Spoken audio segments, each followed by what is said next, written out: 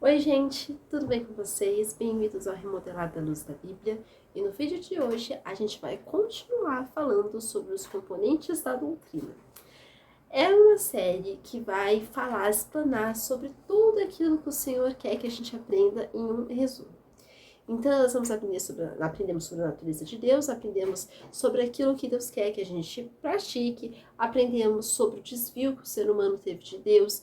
Então nós estamos vendo, pouco a pouco, episódio em episódio, nós estamos estudando todos esses pontos da doutrina.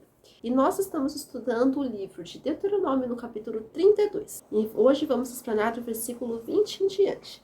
Mas antes, vamos começar?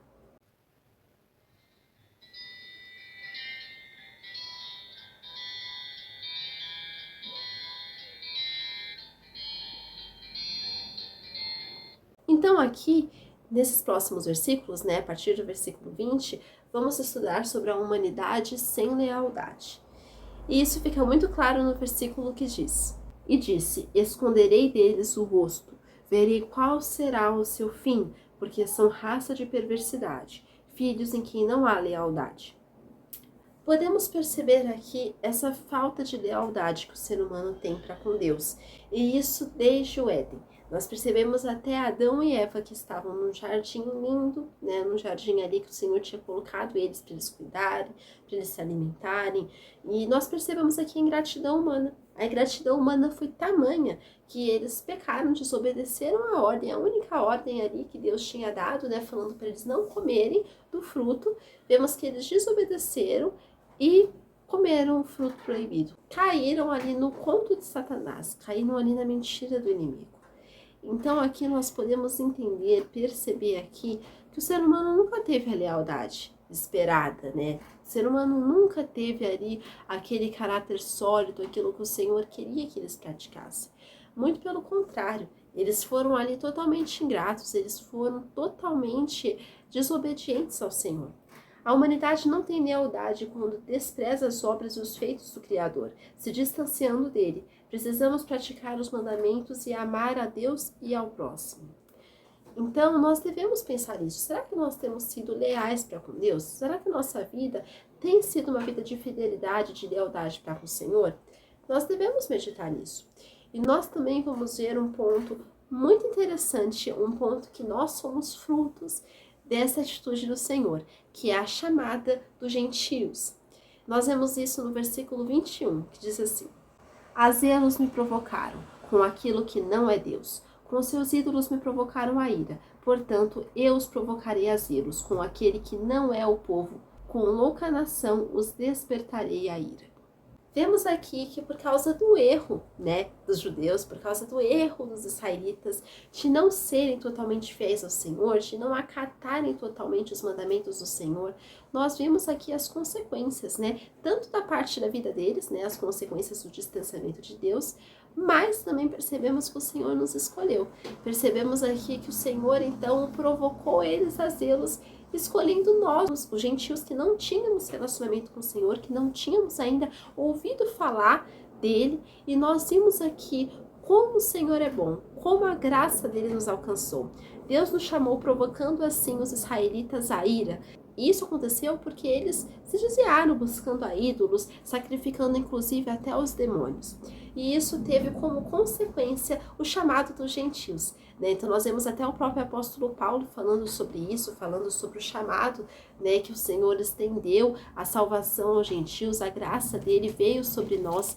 E graças a Deus o Senhor teve misericórdia de nós, porque ele poderia simplesmente matar todo mundo, tanto os gentios, tanto os israelitas, e pronto, dar um fim nisso tudo. Mas não. E mesmo numa situação ali de caos, mesmo numa situação ali de distanciamento espiritual, no caso dos israelitas, nós vemos aqui um chamado que o Senhor fez aqui para nós de graça, de misericórdia, um chamado estendido. Então, glória a Deus por ele ter nos se compadecido, tido essa graça para nos chamar. Nós vemos aqui também a fúria divina. Nós percebemos como o Senhor é justo, porque o Senhor exerce também a sua ira na vida daqueles que são rebeldes, como diz nos próximos versículos.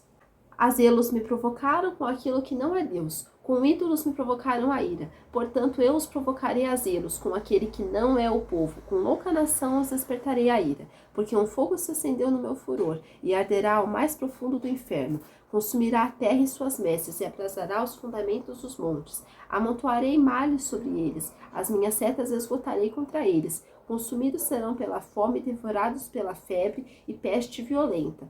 E contra eles enviarei dentes de feras, e ardente peçonha de serpentes do pó. Fora devastará a espada, em casa o pavor, tanto o jovem como a virgem, tanto a criança de peito como ao homem encanecido. Eu teria dito, por todos os cantos os espalharei, e farei cessar a sua memória dentre os homens.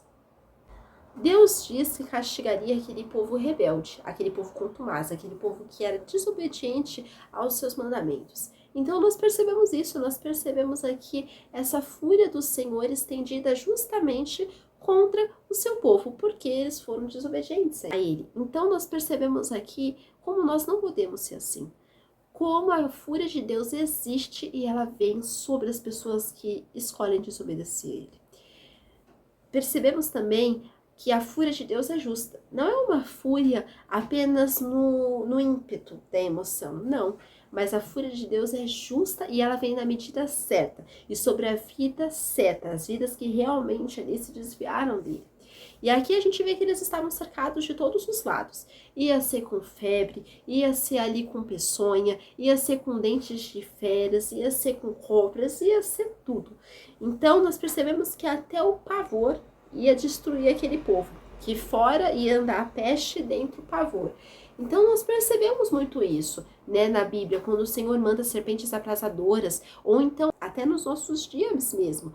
Nós percebemos quantas pragas o Senhor já enviou aqui para a Terra. Nós percebemos na própria época do Covid, né, que é a mais atual, nós vimos que Deus enviou ali o Covid até, muitas vezes até para punir aquilo que estava já Sodoma e Gomorra. Mas percebemos a dureza do coração humano, que mesmo o Senhor enviando o seu juízo, eles ainda querem rejeitar, eles não querem aceitar o juízo e a justiça de Deus. Então vemos como o coração humano, ele é duro, ele é um coração que se recusa a obedecer a Deus e voltar para o seu Criador. Mas nós também vemos as consequências, esse é um outro componente da doutrina. A consequência, nós vemos em toda a Bíblia as consequências amargas dos atos ali dos seres humanos. Vamos ver mais especificamente alguns versículos que dizem assim: consumidos serão pela fome, devorados pela febre e peste violenta. Contra eles enviarei dentes de feras e ardente peçonha de serpentes do pó. Fora devastará a espada em casa o pavor, tanto ao jovem como à virgem, tanto a criança de peito como o homem encanecido. Eu teria dito, por todos os cantos os espalharei, e farei cessar a sua memória dentre os homens. Aquelas pessoas desobedientes terão amargas consequências, vão ter amargas desilusões nas suas vidas, vão ter pagas no seu trabalho. Como a própria Bíblia diz, que de Deus não se zomba. Aquilo que o homem plantar, isso certamente ele vai colher. Então nós vemos que as pessoas provocam Deus a zelos, provocam Deus a ira, mas não adianta, porque quanto mais elas provocam, mais o juízo vai estar guardado para elas. Assim como tem um memorial perante Deus daqueles que o servem, daqueles que o buscam, daqueles que o obedecem, há um memorial também perante Deus daqueles que são contra ele, daqueles que desobedecem, que pecam mesmo, que escarnecem do seu nome, que tiram sarro, que não querem saber. Também há esse memorial. E tudo isso vai ter o dia do juízo que vai julgar. Então nós vemos aqui que por mais que as pessoas se recusem a obedecer ao Senhor, não adianta. Naquele grande dia, elas não vão estar com ele. Elas vão estar no lugar junto com outras que também fizeram o mesmo. O inferno já está guardado para aquelas pessoas que se recusaram a obedecer o Senhor, que se recusaram a se arrepender, que se recusaram a viver uma vida de fé e obediência ao Senhor. Vemos aqui que aquelas pessoas terão essas amargas consequências em vida e no inferno, e devemos ter o cuidado para não provocar Deus a ira. Devemos ter o cuidado para não provocar o Senhor Jesus a zelos. Também podemos perceber um componente da doutrina muito importante, que é por amor a Ele mesmo. Quando Deus ele ama a Ele mesmo, quando Ele mesmo se coloca aqui nessa história. Se eu não tivesse receado a provocação do inimigo para que os seus adversários não se iludam, para que não digam, a nossa mão tem prevalecido, não foi o Senhor que fez tudo isso? Percebemos aqui que o Senhor tinha colocado ali aquele juízo na vida daquelas pessoas, e tem coisas que Deus faz não é por nós, mas é por Ele mesmo. Tem coisas que Deus faz na nossa vida que não é porque nós somos bons, porque nós somos muito legais, é porque nós temos obedecido muito a eles, não. É pela graça dele, é pela misericórdia dele, é porque Ele mesmo se glorifica. Então, nós devemos pensar nisso. Nós devemos sempre pensar, será que isso que está acontecendo na minha vida é somente porque eu estou obedecendo, ou é porque o Senhor está vindo com a graça dele sobre nós, e porque ele já está se glorificando aqui sobre a minha vida? Então nós devemos meditar nisso, nessas palavras. Nós devemos sim estar no centro da vontade de Deus. Nós devemos dar alegria a Deus, dele ver, olhar para nós e ver a nossa obediência, sabe? E nós também precisamos ser pessoas fiéis, pessoas que vão meditar na palavra dele.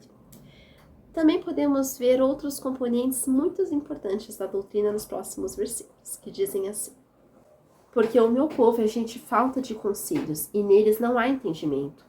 Tomara que fossem eles sábios, então entenderiam isto, e atentariam para o seu fim. Também podemos ver aqui um outro ponto muito sério de toda a história humana que se repete até os dias de hoje, descrito nos próximos versículos. Porque o meu povo é gente falta de conselhos, e neles não há entendimento. Tomara fossem eles sábios, então entenderiam isto e atentariam para o seu fim. Vemos aqui o ponto de debilidade. Nós vemos a debilidade daquele povo, e até os dias de hoje, como o povo é débil, como as pessoas não têm sabedoria, não têm uma espiritualidade firmada em Deus, não têm um relacionamento com o Senhor. Então, eles nada sabem. Percebemos aqui que aquele povo não era confiável, nem sábio, nem grato e muito menos prudente. Então, aquele povo, por ser idólatra, por fazer aquelas trocas malignas que a gente já comentou, por tudo isso que a gente já falou, ele era um povo falto de entendimento.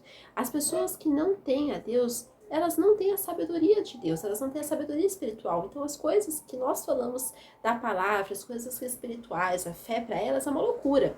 É uma loucura quando a gente fala que a gente crê em Deus independente das circunstâncias, que a gente se mantém fiel ao Senhor, independente se tá bom, se tá ruim. Então nós podemos perceber isso.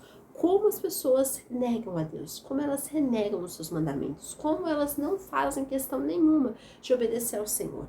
Podemos também perceber um ponto muito interessante e um componente da doutrina essencial em reconhecendo a Deus, como a gente vê no versículo 30, que diz assim: como poderia um só perseguir 1000 e 2 fazerem fugir 10.000, se a sua rocha lhos não vendera e o Senhor lhos não entregara? Podemos ver aqui que era o Senhor que fazia tudo isso para aquele povo, era o Senhor que dava força na batalha, força na guerra, era o Senhor que sustentava aquele povo. Mas, como eu falei, infelizmente eles não queriam saber. Infelizmente aquele povo não queria saber dos mandamentos do Senhor e não queria saber de obedecê-los. Mas o que isso nos ensina é que nós devemos reconhecer Deus.